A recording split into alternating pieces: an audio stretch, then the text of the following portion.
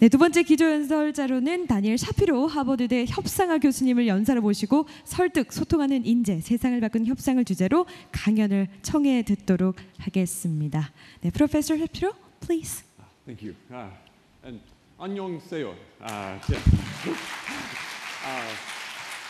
It is an honor and a real privilege to be here today. I want to first say a very warm and deep thank you to Prime Minister Kim, to Mr. Kim, President of Korea Economic Daily, all of you who are here today. I very much appreciated the comments that were just shared with Mr. Brown as well. In particular, talking about the importance of education. I think there are two different kinds of education, at the very least. One is educating people about the facts and the figures, the memorization, as your minister shared earlier. The second element of education is how do you actually deal with people? It's one thing, for example, in government to develop good policy, good economic policy, good social policy. It's a very different challenge trying to put those policies into action. So my talk today is going to focus in particular on how do you deal with some of those human elements of negotiation. The talk is going to be drawing upon some of the work that we've built over many years at the Harvard Negotiation Project, and also more recently in a project we're working on with the World Economic Forum, building a global curriculum on conflict management, on negotiation for top-level business leaders and top-level political leaders as well. Equipping these leadership with a common set of tools to deal more effectively with negotiation and difference. One final point on this, my vision long-term, the image I have in my mind is just to imagine if every single kid in our world, as they go through schooling, learn skills of conflict resolution and negotiation. What would our world look like? And as I was thinking about the reflections for today, I've been, of course, watching very carefully the news of what's been happening in this region, the tensions that you're dealing with in terms of South Korea, North Korea, the balloon issue that just happened yesterday. Been watching very closely the islands issue as well. And I couldn't help but think about a situation that you know about much better than I do. Situation that happened in 1976, right at that border between North and South Korea, not far from here. And there was a poplar tree, and I'm sure many of you will recall the situation. But this poplar tree, every year it would blossom and it would grow, and it would block the South Koreans' view of the bridge of no return. So out each year came some of your colleagues, and they went out to trim this tree for security purposes. And this was fine, year after year after year, until August 6th, 1976, when some of the South Korean team went out to trim the tree, and they were met soon by a North Korean contingency who said, "You try and trim this tree, we're going to shoot." And they literally chased away the South Korean team. But this did not stop the South Korean team from trying to trim this tree. This was a security concern.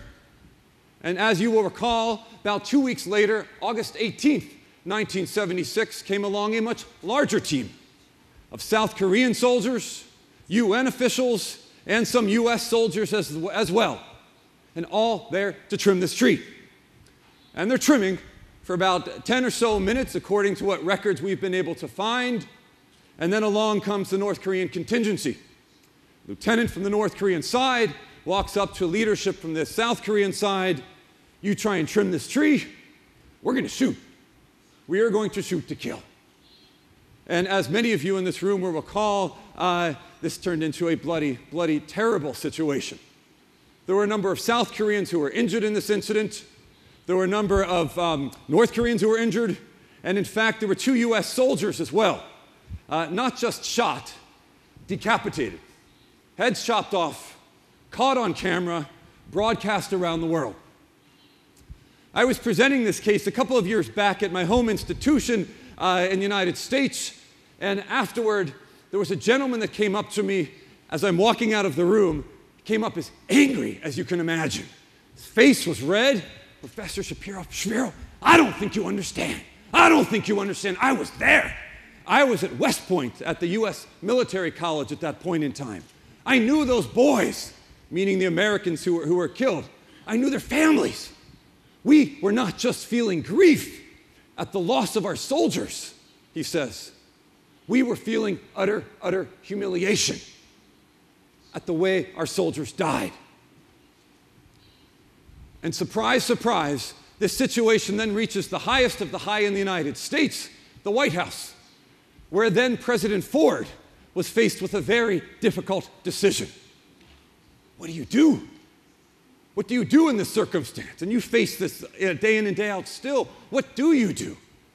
And he turns to his lead advisor, then Secretary of State Henry Kissinger, and asks Kissinger advice. What do we do?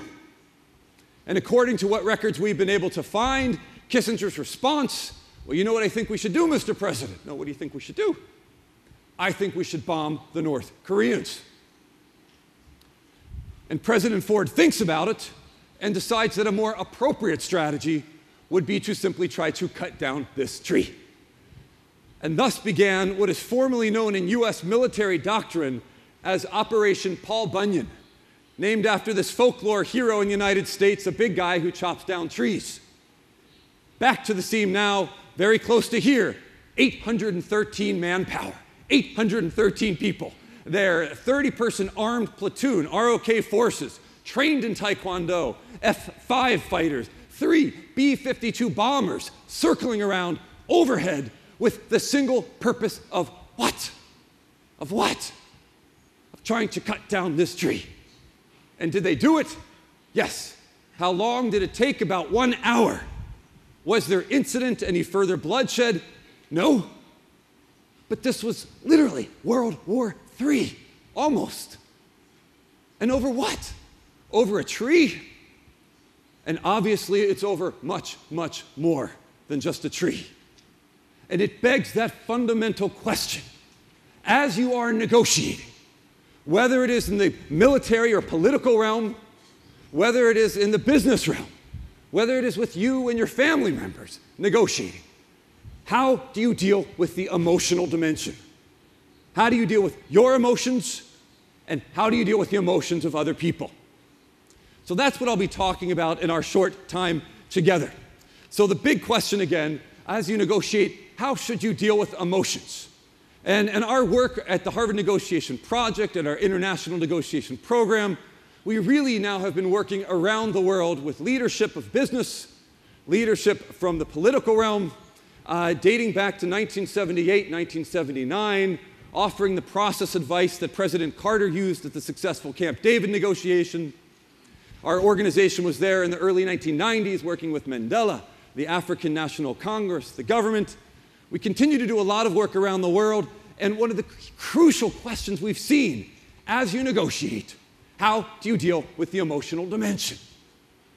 And it's not an easy question, in part because there are so many emotions. I mean, just thinking yesterday, and I'm an outsider to Korea, but I felt it as the balloons were floating from one side to the other. I could feel some of the tension. There are a lot of emotions. How do you negotiate in a very politically tense situation where life and limb are on the line? A lot of emotions. Your personal emotions, group emotions, each side, the international community's emotions.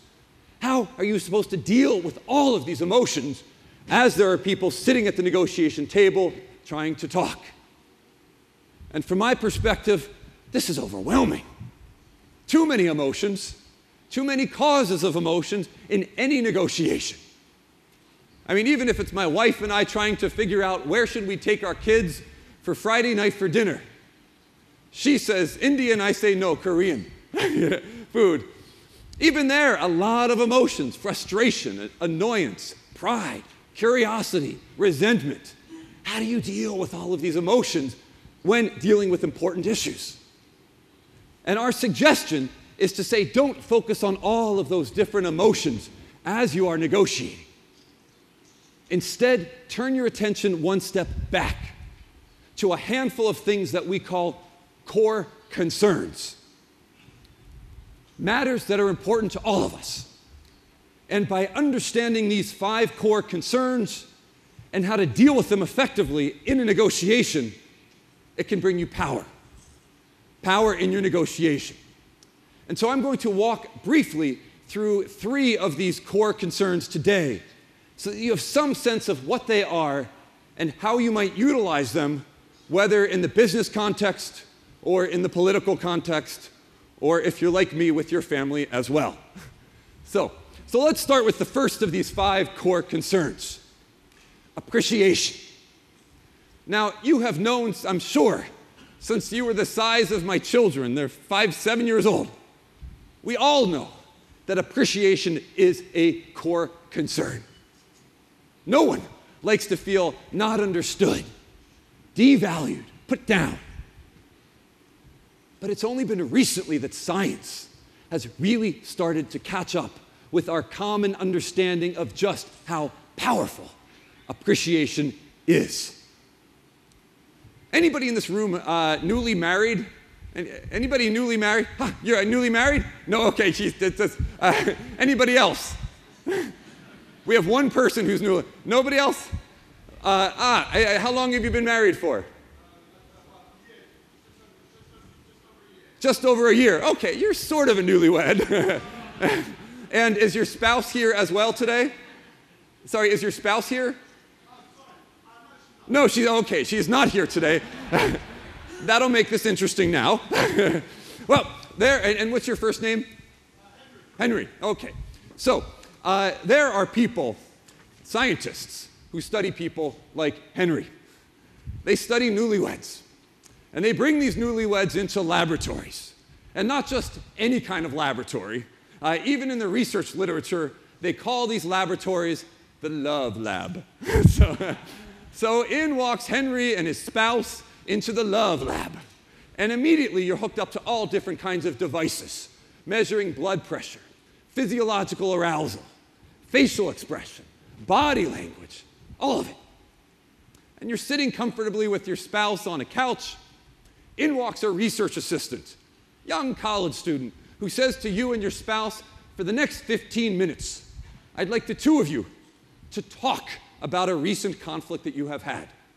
You don't need to argue, you don't need to fight about it, just talk about it. Has anybody tried to talk with your romantic partner about a recent conflict without getting back into the conflict? No, okay. Yes, I've actually tried this experiment with my wife, trying to talk about an issue without getting back into the issue, and what do you think happens?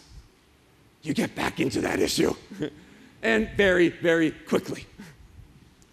These research laboratories are able to predict with over 90% accuracy who stays married, who gets divorced, 1 year later, 3, 5, 10 years down the line. 10 years. And based only upon 1 minute, 30 seconds of observation. And guess what the primary predictor is of marital stability over time? What do you think it is? Appreciation. And they've boiled it down to a ratio, 5 to 1. Those couples that tend to last over time, as they are talking about their conflict, there are 5 appreciative statements. 5, yeah, I understand where you're coming from. For every single, but I think you're such a jerk. 5 to 1. Those couples that do not last, the ratio is different. The ratio there is actually 1 to 1. 1 appreciative statement for every negative statement. And when reading this research, what struck me is that the problem is not with the negative. The problem is with the lack of positive. And they have replicated this research, changing the methodology within the business context, teamwork context, and surprise, surprise. One of the major reasons that organizations tend to fail, that teams do not work as well as they could, people do not feel appreciated. And I thought to bring this to life, we might talk about an actual situation. Appreciation seems so nice and easy until you put it into the realm of real conflict situations. So part of the work I do is in hostage negotiation, crisis negotiation, and I've worked for some time with the New York Police Department's hostage negotiation team. Thought I might talk briefly about a case based upon a real-life situation. Basic situation. There was a gentleman, about 26 years old, clearly suffering from schizophrenia, delusions of grandeur. He thought he was better than God, so psychological problems. And he's in New York City, in the subway system, on a platform there. And he's just wandering around. And as he's wandering around, he sees a woman. Sees a woman about 20 years old, carrying a baby in her arms. And he sees the woman, he runs up to the woman, he grabs the baby out of her arms, pushes the woman into the train track, runs off into the janitor's closet, locks the door behind him, and the NYPD, the police department, they are called. And they get there about 5-10 minutes later, and they hear on the other side of the door, if this child is an angel, I will love him. If this child is a demon, you know what I need to do. If this child is an angel, I will love him. If this child is a demon, and banging, we're banging on the other side of the door. Open up, open up, open up. What's going on in there? And does our approach work? Yes or no? What do you think? No, of course not. We are approaching this situation like interrogators. You tell us what we need to know. And did it work? No. It only escalated the situation. And it went on. If this child is an angel, I will love him. If this child is a demon, you know what I have to do if this child is an angel. And then all of a sudden, one of the hostage negotiators said, don't worry, the child is an angel. The child's an angel. And did that work? What do you think? Unfortunately, not. Angel, angel, angel. How do you know? How do you know this child's an angel? And all of a sudden, we had now made precisely the opposite error that we had made several hours earlier. Because prior, we were completely failing to appreciate the interrogator. And now we are way on this other side of appreciation, assuming we know more about what that hostage negotiator wants than he does. And that is a dangerous place to be. And it wasn't until we went back to the very basics of what I believe to be the essence of good negotiating, listening, asking good questions, that we actually got somewhere. We learned that this hostage negotiator, from his perspective, he was not crazy. He was trying to save the world. That was his mindset. He was trying to save the world. And once we understood that, it changed our complete approach to the negotiation. Because now we could say, look, I'm the police department. I don't see the angels you see. I don't see the demons you see. But I hear you saying you are trying to save the world. And in our own small way here at the police department, we are trying to save the world too. So why don't you open up that door and let's see if we can try and save this world together. And literally, 3 minutes later, that door squeaks open, out walks gentleman with baby in arms. But it was that challenge. How do you truly appreciate in those moments of tension where appreciation is the last thing in the world you feel like doing? So that's appreciation. For sake of time, let me move on quickly to autonomy. Autonomy, the way we define it, it's the freedom to make decisions without somebody else telling you what to do. The moment your neighbors on any of the sides around you start to feel like you are telling them what to do, and their autonomy starts to feel impinged, they have the negative emotions, and they're less likely to cooperate with you. And just as true, the moment that you start feeling like your autonomy is being impinged by them, in come your negative emotions, all of that history from the past, and you're less likely to cooperate with them. So how do you try to respect autonomy, each side, to make the negotiation work more effectively, to bring positive emotions into the negotiation to the extent you can? And let me close today with one final brief case study on the topic of our third core concern, affiliation. So affiliation is the emotional connection between you and another person, another group, And in negotiation, people often assume, well, if we're negotiating, we're adversaries. In the business realm, if we're negotiating, we must be against one another. In the political realm, if we have a disagreement, we are adversaries. And my response to that is no. Difference is not the same as confrontation. You can deal with difference in many different kinds of ways. And the big question to get the full value out of negotiation, how do you turn an adversary into a colleague? How do you turn an adversary into an ally? And let me close with one case study. So there was a long-standing conflict between Peru and Ecuador.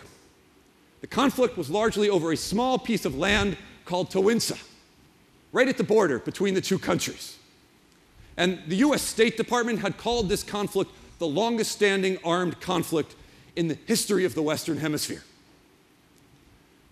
A number of international figures had tried to help deal with the situation: the King of Spain, President Roosevelt from the United States, and others, but all unsuccessful. 1998, Jamil Mahuad was elected president of Ecuador. And he decided that his first order of business was going to be to try to create peace between Peru and Ecuador.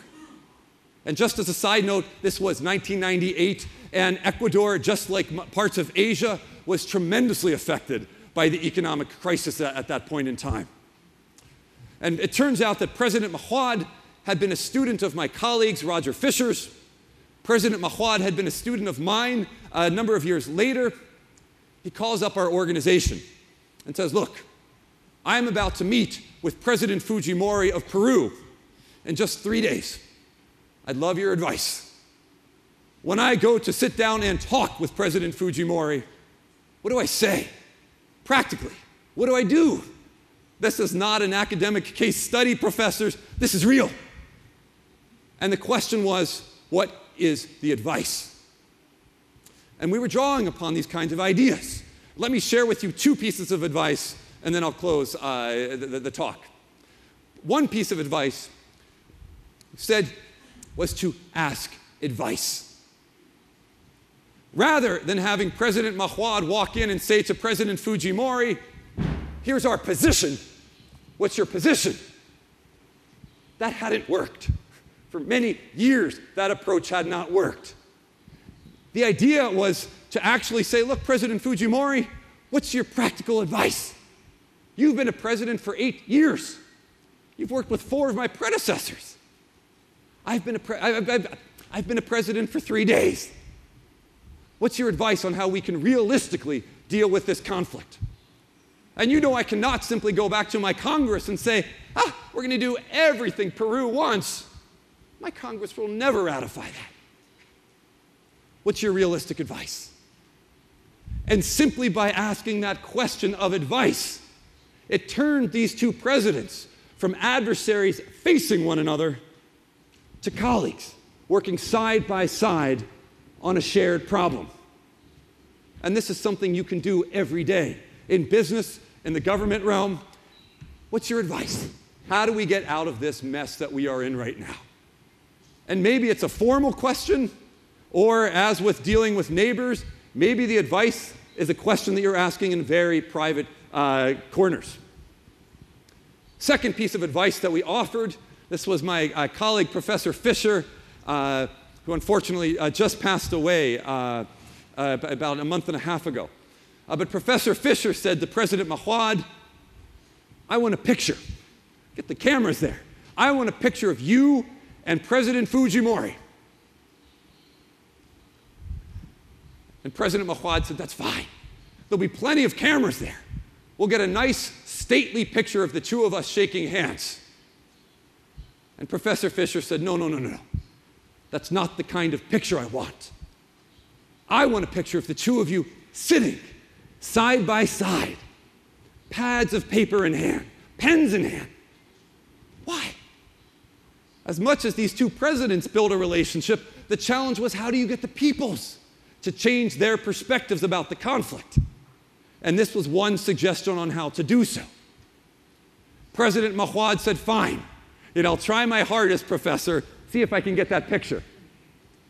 And to his credit, President Mahmoud did try to get that picture. Came back about a week later, and this picture was on the cover of the Ecuadorian newspaper. And you'll see President Mahmoud on your left, President Fujimori on your right, and this picture had a dramatic impact on the entire peace process. Because now the peoples of both sides saw we are no longer adversaries working against one another. We are now colleagues working side by side on shared problems. 77 days later, 10 meetings later, full binding agreement between the two sides that stands to this day. Both of these leaders at that point in time in 1998 were nominated for the Nobel Peace Prize for their effort. But to me, what I would love to leave you with is just that image of people working side by side on very difficult, very challenging situations. I'm not saying that the advice I'm talking about, the specific advice today, is precisely what will work here in the region. What I am ultimately saying is that emotions are tremendously important in the negotiation process. And you can choose how you want to deal with those emotions. You can respect one another's core concerns, and you get the positive emotions. You get people who are working effectively together. On the other hand, you can deal poorly with these core concerns, putting people, not appreciating others, disrespecting their autonomy, telling them what to do rather than consulting, failing to build that affiliation, and again, you get predictable but much more dangerous consequences. So it's with that I just want to say a warm and deep thank you. I've learned a tremendous amount during my short time here so far. I look forward to continued conversation, continued learning, and as Mr. Brown had said earlier, I fully concur. Korea is absolutely an inspiration to myself as well. So thank you very much. Thank you so much. Thank you. Thank you. Thank you. Thank you. Thank you very much, Professor Shapiro, for your energetic lecture. 네, 다니엘 샤피로 교수님 대단히 감사합니다.